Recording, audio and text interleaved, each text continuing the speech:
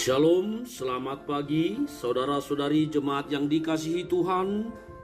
Kita bertemu kembali dalam renungan firman Tuhan hari ini, hari Kamis tanggal 20 Juni 2023. Namun sebelum kita merenungkan firman Tuhan, marilah kita berdoa. Terima kasih Tuhan, terima kasih Bapa Surgawi, atas kasih dan anugerah-Mu yang menjaga hidup kami sepanjang malam yang telah kami lalui, hingga kami boleh bangun pada pagi hari ini dengan sukacita. Dan saat ini kami akan merenungkan firman-Mu. Berikan kuasa Roh-Mu untuk memberikan hikmat dan pengertian bagi kami untuk dapat memahami kebenaran firman-Mu. Di dalam nama Yesus Kristus kami berdoa dan mengucap syukur. Amin.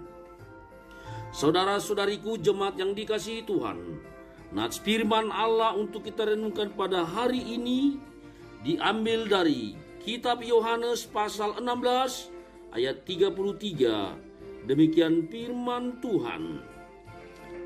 Semuanya itu kukatakan kepadamu, supaya kamu beroleh damai sejahtera dalam aku. Dalam dunia kamu menderita penganiayaan, tetapi kuatkanlah hatimu. Aku telah mengalahkan dunia. Demikian pembacaan firman Tuhan. Saudara-saudariku jemaat yang dikasihi Tuhan, ini adalah pesan Tuhan Yesus Kristus kepada murid-muridnya. Yesus Kristus telah memperingatkan bahwa murid-murid dan orang-orang yang percaya kepadanya akan mengalami siksa aniaya dan ditolak oleh dunia ini. Oleh karena itu, Yesus Kristus menegaskan mengapa ia menceritakan semuanya itu, yaitu supaya orang-orang yang percaya kepadanya beroleh damai sejahtera di dalam dirinya, di dalam Yesus Kristus. Walaupun di dalam dunia ini orang-orang yang percaya itu mengalami penganiayaan, tetapi harus kuatkan hati, sebab Yesus telah mengalahkan dunia ini.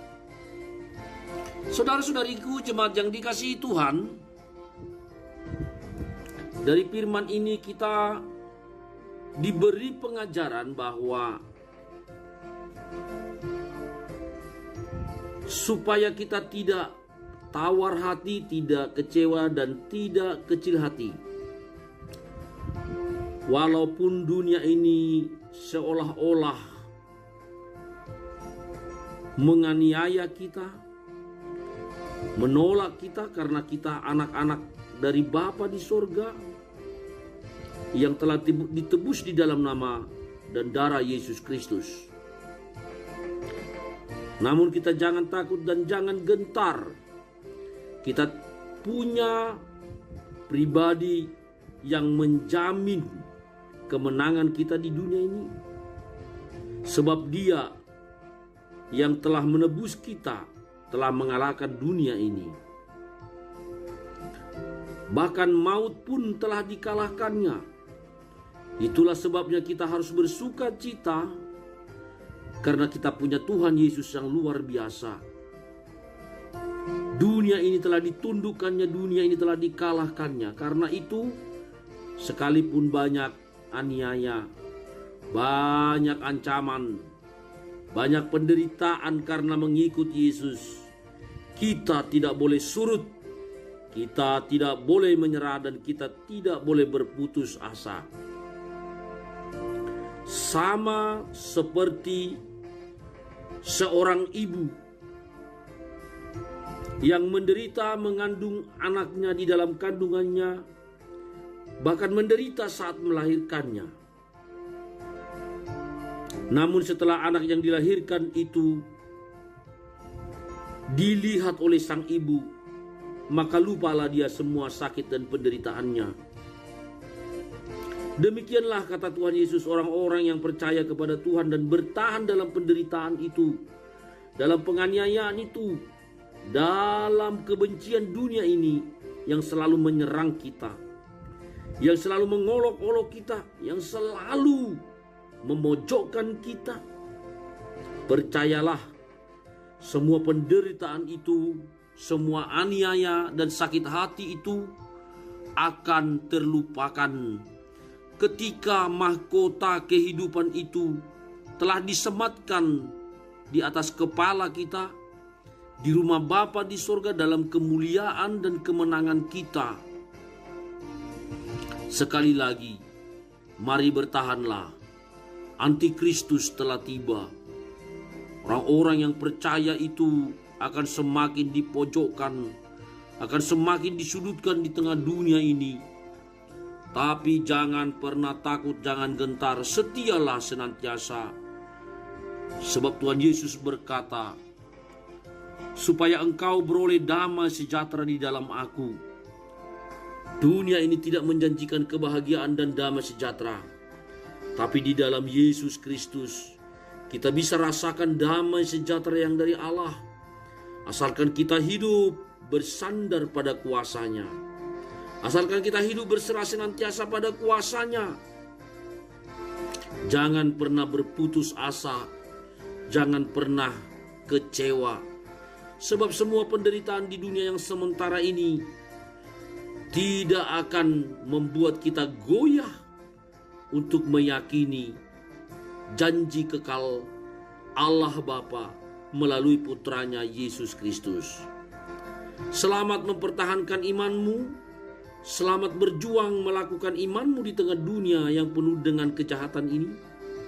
Selamat memuji Tuhan di dalam Yesus Kristus senantiasa setiap waktu. Sebab engkau tidaklah sia-sia melakukan semua ibadahmu kepada Bapa di sorga di dalam Yesus. Tidak akan pernah sia-sia memegang iman janji kepada Tuhan Yesus. Karena setelah semua penderitaan ini telah nyata, ada tempat kekal abadi bagi kita. Tempat yang penuh sukacita dan bahagia. Di sanalah kita akan bertemu dengan Tuhan kita. Semangat dan jangan pernah menyerah. Dan jangan pernah engkau meninggalkan Tuhan Yesus. Sebab dialah jalan kebenaran dan hidup. Tidak ada seorang pun yang sampai kepada Bapa di sorga kalau tidak melalui Dia. Ikutlah Dia. Apapun yang terjadi, aniaya, kebencian, fitnah, tidak akan pernah menyurutkan iman kita kepada Tuhan Yesus Kristus yang maha baik itu. Amin. Marilah kita berdoa. Terima kasih Tuhan, terima kasih Bapa atas perenungan firman Tuhan hari ini. Kini kami diyakinkan oleh firman ini bahwa kami akan senantiasa dilindungi oleh kuasa kasih-Mu. Sekalipun kami mengalami aniaya, tapi kami merasakan damai sejahtera di dalam Yesus Kristus. Terima kasih Bapa. Kami tidak tahu dan tidak mengerti akan kehidupan dunia ini, tetapi Roh-Mu akan menuntun kami menjalani setiap hari-hari kehidupan kami, supaya kami boleh selamat dari segala ancaman apapun di dunia ini.